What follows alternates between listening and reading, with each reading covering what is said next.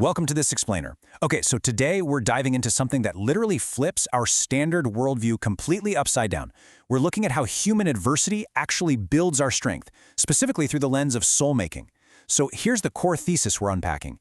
Evil, chaos, opposition, they aren't just cosmic accidents, right? They're definitely not design flaws in what should be a peaceful universe. Instead, our sources argue that they are the absolute structural prerequisites for moral and systemic strength. Goodness isn't just sitting around being passive and innocent. It's a moral musculature, and you've got to hit the gym to build it. So that naturally begs the question, what happens if you actually try to create a perfect, stress-free paradise? If friction is really that essential, what goes wrong when we just remove it? Well, we don't even have to look at philosophy to answer this just yet. We have a multi-million-dollar physical proof from the early 90s. It was the Biosphere 2 experiment. This was literally designed to be a completely controlled ecological dome, a perfectly stress-free paradise for plant life. Section 1. The necessity of friction. Why perfection causes collapse. There's this inescapable biological rule. A force that meets zero resistance has absolutely no way to measure, let alone increase its own strength.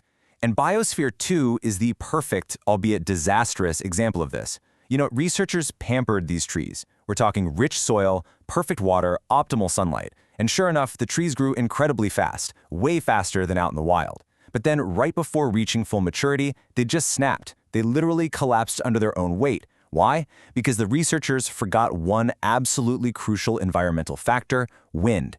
It's a brutal sequence. No wind means zero mechanical stress. That leads to super fast growth, sure, but with incredibly fragile fibers, which ultimately guarantees a sudden collapse. What they were missing is something biologists call reaction wood. Out in nature, the violent, unpredictable pushing and pulling of the wind acts as a vital mechanical stressor. To survive, a tree literally has to build this dense, highly elastic tissue just to fortify its trunk against the elements. Without that friction, it stays soft and structurally hollow. And just like gravity and wind force a plant to build structural integrity, our sources suggest that virtue operates as the reaction wood of your soul. Virtue is that dense, resilient moral tissue that you only ever develop when you actively choose integrity over corruption or hope over despair. But okay, let's pause here, because we really have to ask the hard question. It's one thing to say plants need physical friction, but how on earth do we justify friction when we're talking about human tragedy? A windstorm knocking over a tree is, well, it's just biology. But how do we reconcile this law of growth with the devastating reality of human suffering? To tackle that, we need to pivot from biology over to philosophy. Section 2. The veil of soul-making. The moral gymnasium of the universe. This is where we really get into how human adversity builds strength. The philosopher John Hick, updating early thinkers like Irenaeus, put forward this profound idea. Humanity was actually born wonderfully, deliberately unfinished. He draws a massive distinction between two states. First, we're created in the image of God, which he calls bios. Think of bios as our raw, biological, highly intelligent, but morally unfinished potential. But the ultimate goal? That's to grow into the likeness, or Zoe. Zoe represents fully realized, spiritually mature, authentic goodness. We aren't, and were never meant to be, pre-programmed ethical robots. Genuine virtue, like true courage or deep gut-level empathy, you can't just code that into a system. It requires the actual sacrifice and real choices that bridge the gap between bios and Zoe. Now, to make that leap from bios to Zoe even possible, the universe requires something called epistemic distance. Let's break that down. Imagine if every single time you told a lie, you were instantly struck by lightning. You wouldn't tell the truth because you were a good person, right? You'd do it out of sheer terror. True free will would be entirely crushed by that kind of coercion. So authentic goodness can only ever develop in a deliberate cognitive space, an environment where the world operates under completely indiscriminate laws and where our choices carry genuine risk and real, sometimes devastating consequences.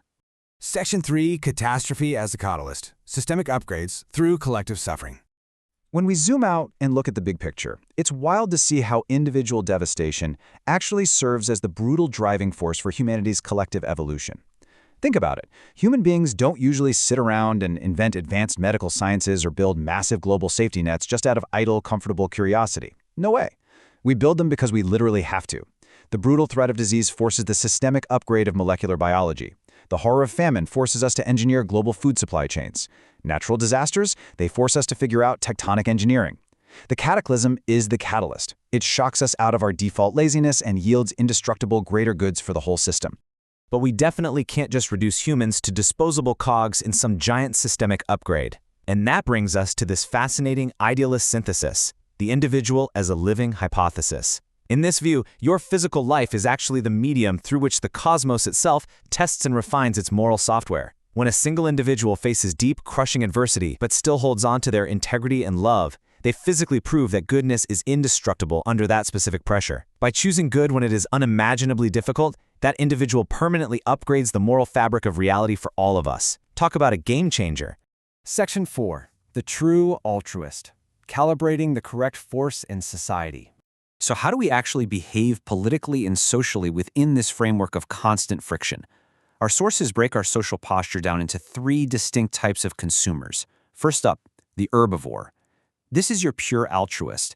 But, and here's the catch, in this framework, it's actually an incomplete approach. The herbivore refuses to kill what needs killing. Basically, they completely refuse to dismantle bad systems or directly confront destructive forces. Their moral diet isn't a conscious choice. It's just dictated by a biological default setting of harmlessness. On the exact opposite end of the spectrum, we have the carnivore. This is the purely selfish agent who straight up refuses to harvest for anyone but itself. And just like the herbivore, this state is also completely uncalibrated. It's just another biologically chosen default that avoids the complex, messy, moral heavy lifting required to actually build a functional society. The ideal state, then, is the omnivore. The omnivore is the true altruist because they apply precise force. They harvest what is genuinely good, and they actively eliminate what is bad, all in service of the greater whole.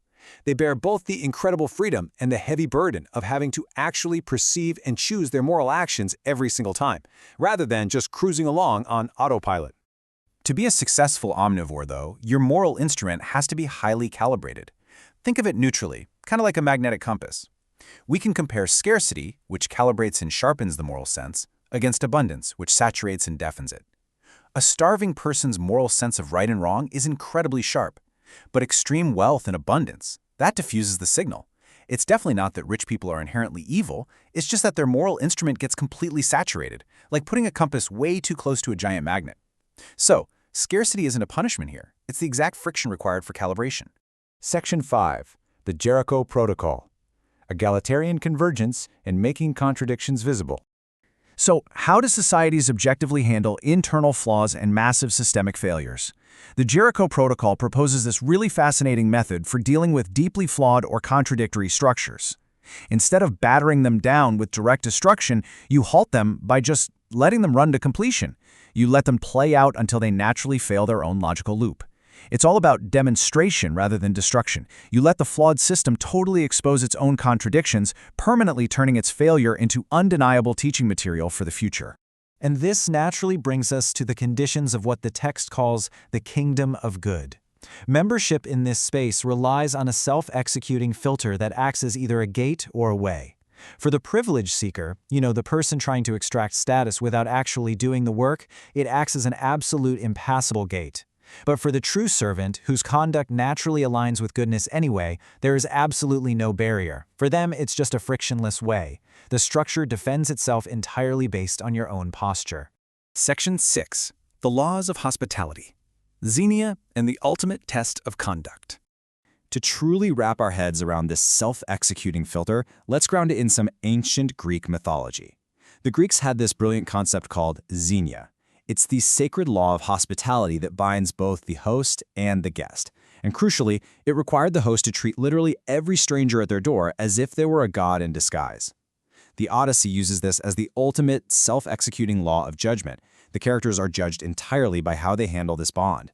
Are you the host who graciously feeds the stranger, or are you the suitor who abuses the house? Your conduct and your conduct alone dictates your outcome. We can actually see this dynamic perfectly applied to that classic riddle of the 2 guards. You know the one, where one always lies and one always tells the truth. Now, the standard solution is this highly cunning trick question. But the hospitable posture offers a completely different, much more vulnerable approach.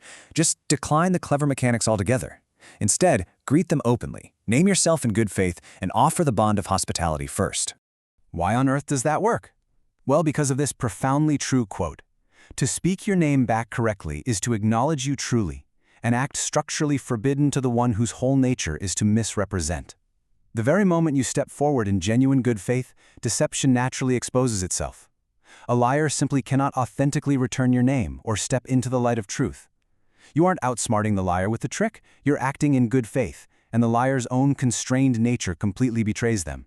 And that leaves us with a final, pretty provocative thought for you to take away from our explainer today. How will you choose to greet the guards at the gates of your own life? Are you going to rely on cunning mechanics, or will you step forward openly, in good faith? Just remember, the adversity, the chaos, the friction you face every single day, they are not design flaws. They are the very wind required to build your reaction wood. They are the essential soul-making elements necessary to forge your ultimate strength. Thanks so much for exploring this incredible framework with us today. Keep learning, keep pushing against that friction, and we'll see you in the next one.